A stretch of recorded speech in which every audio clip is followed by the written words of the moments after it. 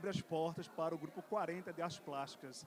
Essa exposição com a curadoria da artista plástica Deise Pontes. Deise, fala do que se trata essa junção dessa exposição aqui na Vila Ritinha. Essa é uma iniciativa que também abre as portas da Vila Ritinha. Que relação você tem com o casario e a inauguração ser aqui nesse espaço? A relação que o Grupo 40 de Artes, que organiza as exposições, teve com o casarão foi realmente uma paixão, porque o casarão em si já é uma obra de arte. É uma obra arquitetônica estilo rococó, datada de 1840, do século XIX. E nós, como artistas plásticos e organizadores de mostras, nós imediatamente nos apaixonamos pela casa, por ter afrescos, por ter o estilo arquitetônico rococó, por ter sido de um barão de açúcar, com várias curiosidades, como, por exemplo, ter possuído um leão dentro dessa casa, dentro de uma jaula. E nós nos apaixonamos basicamente pelo projeto da casa, pela data da casa, que é uma verdadeira obra de arte, que acolhe obras de arte dos artistas plásticos. E essa exposição, especificamente, Monomito, do que se trata esse tema? Esse tema, ele foi abordado em 1927 pelo James Joyce, que é um irlandês, contista, romancista e poeta. Ele aborda o ser humano enquanto herói. O monomito é a jornada do herói. É o herói, o ser humano que é um herói, parte do conforto doméstico da casa dele para um grande feito. Então ele percorre uma trajetória e volta com um grande feito transformado e com a humanidade transformada. Então a gente pode citar alguns heróis da humanidade, como Cristo, Gandhi, como heróis de mais ou menos hoje, Madre Teresa de Calcutá, Noel de Câmara, Leonardo da Vinci nas artes plásticas, Thomas Edison, que é o inventor da lâmpada elétrica incandescente. Enfim, nós temos milhares de heróis que nós podemos mencionar, mas monomito é o indivíduo que abre mão da sua vida, do seu conforto, para em busca de um grande feito, transformar a humanidade e se transformar e retornar. E nessa exposição, as obras retratam esse tema. Quais são os artistas que estão presentes nessa mostra?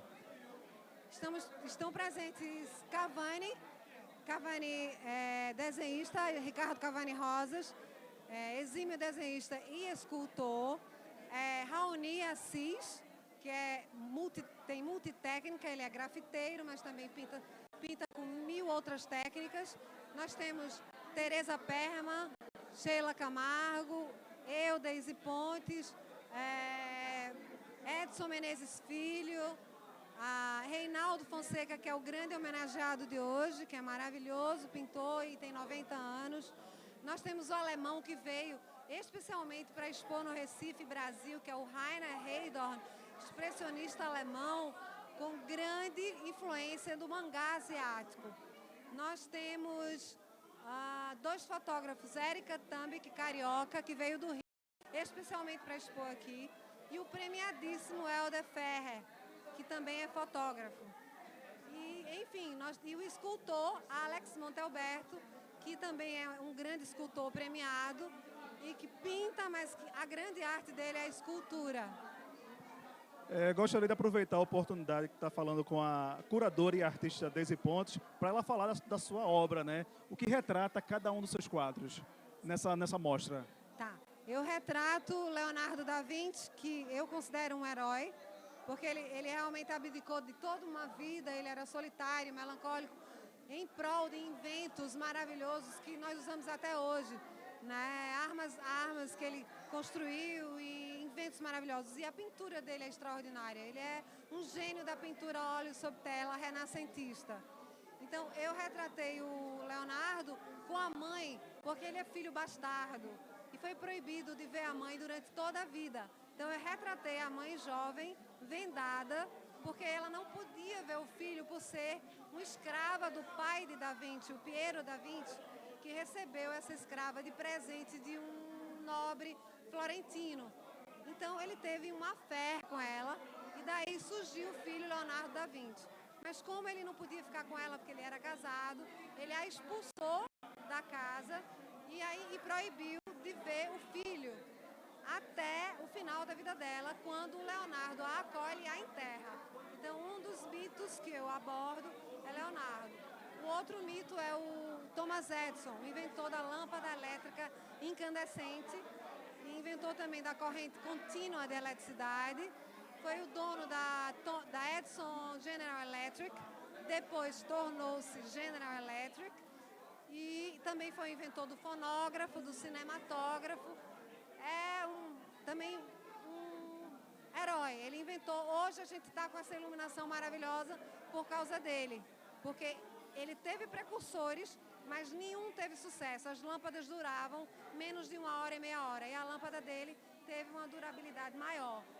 Apenas o sérvio Nikola Tesla veio com uma corrente elétrica mais aperfeiçoada, que foi a corrente elétrica alternada, e aí é a que perdura até hoje. E aí chocou com a corrente contínua do Thomas Edison. Mas eu o considero um herói porque ele inventou a lâmpada elétrica incandescente. E a outra tela eu retrato os heróis da música clássica e os bailarinos clássicos, que eles reservaram a vida, eles dedicaram toda uma vida para a música e para a dança clássica.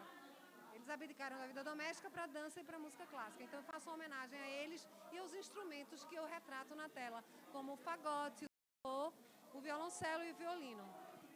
Como você falou em off, essa tela especificamente, você retrata um pouco da história da arte, né? De que forma você... quais elementos da história da arte você acha mais presente nessa tela? Na de Leonardo? Não, na terceira tela, que retrata elementos da música, do teatro. Sim, da história da arte, eu considero a representatividade da história da arte nas 3 telas. Exato, porque não na de Thomas Edison, que foi o precursor da primeira revolução tecnológica do século XX, mas na de Leonardo, a história da arte pura, que é a vida do mito Leonardo da Vinci, um dos maiores pintores do renascentismo. E na tela que eu retrato os músicos clássicos, a história da arte está presente porque nós retratamos músicos como Tchaikovsky, Handel, Liszt, Debussy e os instrumentos que eram utilizados pela música clássica. Isso é a história da arte. A arte visual, artes plásticas e a arte da música, né? Como tinha também o cinema. E eu posso até citar o Thomas Edison, ele é o inventor do cinematógrafo, então não deixa de ser história da arte também. Daisy, nesse momento histórico que a gente vive, o monomito, né, que retrata esse herói e também o anti-herói, provocando um pouco para o momento histórico, político. Digamos que a gente vive momentos bem antagônicos de figuras políticas. No caso da vitória do Donald Trump lá nos Estados Unidos, seria o quê? O nosso anti-herói? Seria o nosso anti-herói. O que nós até nem podemos nem afirmar com tanta certeza que ele é um anti-herói. Eu sou apolítica, mas ele ainda não fez nada, né? Então a gente tem que aguardar o desenrolar da história política para ver se ele realmente vai se tornar um anti-herói ou se ele de repente ele é um herói dos comuns, que agora a política está indo por uma vertente dos comuns, né? Muita gente está discutindo isso agora. Então, eu acredito que a respeito do antagonismo, a gente pode abordar isso, mas a gente não pode dizer ainda que ele é um anti-herói, ressaltando que só há política. Compreendo, mas eu digo assim, não a política partidária, mas a figura dessa extremidade do herói e anti-herói. As pessoas, de uma forma geral, tentam tratar as figuras públicas entre o bem e o mal, né? Então, assim, de que forma esse momento tão polarizado, né, pode estar representado, né? Na política, sim, por causa do antagonismo que você falou, do herói e do anti-herói, né? Hoje, uma grande parcela das pessoas acham que o Donald Trump é um anti-herói. Então, é tudo que a gente está vendo aqui na exposição, o herói e o anti-herói. Thomas Edison foi um herói porque inventou a lâmpada elétrica, mas ele eletrocutava animais, cães e a elefanta que eu represento ali na cabeça do bebê Thomas Edison. Então, na verdade, o herói, ele tem o anti-herói dentro dele, porque para o fim dele, ele utiliza de meios não ortodoxos. Então, ele tem uma parcela de anti-herói.